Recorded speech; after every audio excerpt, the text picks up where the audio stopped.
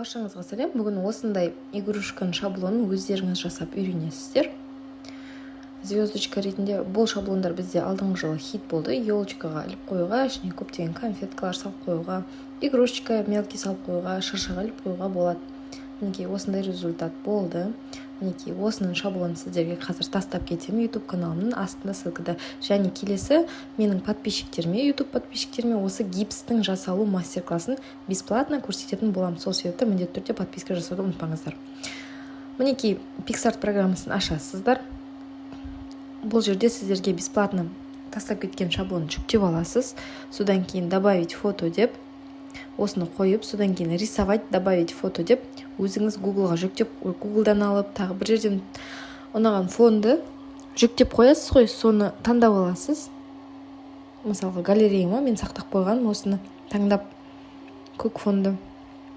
Мінекей көзді басып астыға түсіреміз, шаблонның астына түседі. Сол кезде біздің шаблонымыз почти дайын болады. Готово басып, добавить фото деп балаңыздың суретін немесе өзіңіздің қалаған текстіңізді, ұнаған заттарыңызды салып қойыңызға болады. Маған мынандай екі клип арт ұнады.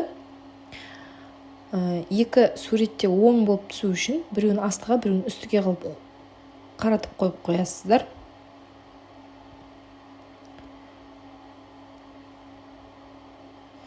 Мінекей осылай қаратамыз. Снегурочка, екінші снегурочка. Содан кейін готово басып, үстідегі галочка мен стрелочка батырмасын басып, өзіміздің смартфонымызға жүктеп алып, принтерден шығара қоямыз. Мінекей шаблонымыз дайын, қиылатын, кесілетін, кіленетін жері барлығы белгіленген. Ал келесі сабақта гипс туралы сабағымыз болады. Сол үшін подписаться етуді ұмытпаңыздар.